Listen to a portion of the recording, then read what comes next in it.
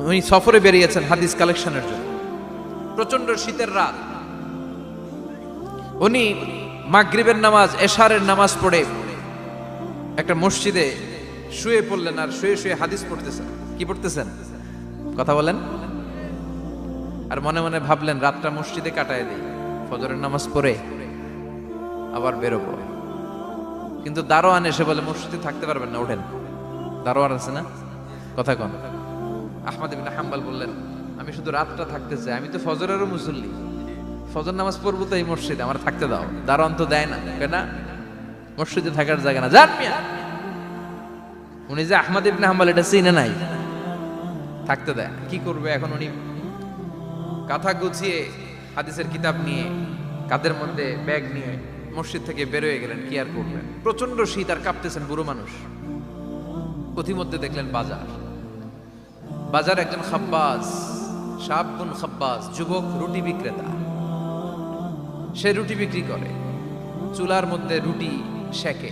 সে যে সালাম দিল আসসালামু আলাইকুম, যুবক বলে ওয়ালাইকুম আসসালাম। আহমদ ইবনে হাম্বল বলে যুবক আমার যাওয়ার জায়গা নেই, সফরে বেরিয়েছি, খুব শীতে কষ্ট পাচ্ছি, রাতে যদি তোমার এই চুলা থেকে একটু আগুন পোহাই কোনো সমস্যা? যুবক বলে না না সমস্যা না, আহলান ওয়া সাহলান, কোর্স আমদের আসেন আসেন, আপনি আগুন পোহাইলে আমার সমস্যা কি? সুবহানাল্লাহ পড়েন। আল্লাহ শুকরিয়া করে উনি বসলেন আর আগুন পোহাচ্ছেন। আর খেয়াল করলেন যুবক রুটি বানায় আর পরে আস্তাগফিরুল্লাহ, রুটির দলা বানায় পরে আস্তাগফিরুল্লাহ, খামির বানায় আর পরে আস্তাগফিরুল্লাহ, রুটি নিয়ে উনুনের ভিতরে চুলার ভিতরে সেকা দেয় আর পরে আস্তাগফিরুল্লাহ, দোকানদারের কাছে কেউ আসলেই সে রুটি দেয় আর পরে আস্তাগফিরুল্লাহ, ক্রেতার কাছ থেকে টাকা নিয়ে ক্যাশ বক্সে রাখে আর কি পড়ে, আবার রুটি বানানো শুরু করে আর কি পড়ে, খালি এইটাই পড়তেছে। ইমাম আহমদ ইবনে হাম্বল তো আবার কিরে, এটা আবার কেমন যুবক, খালি আস্তাগফিরুল্লাহ। উনি প্রশ্ন করলেন যুবক ঘটনা কি? আসার পর থেকেই তোমার দেখতেছি তুমি রুটি বানাও, রুটি বিক্রি করো আর পড়ো আস্তাগফিরুল্লাহ, মালাকা ইয়া শাবাব।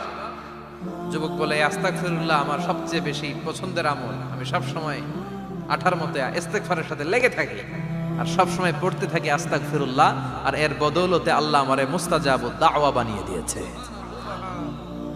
আহমদ ইবনে হাম্বল তো অবাক, আনতা মুস্তাজাবুদ দাওয়া, তুমি মুস্তাজাবুদ দাওয়া, রুটিওয়ালা।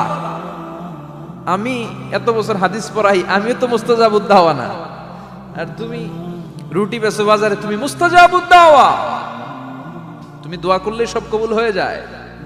যুবক বলে না আনা মুস্তাজাবুদ দাওয়া, আমি আমার জীবনে যত দোয়া করেছি কবুল করে নিয়েছে কে?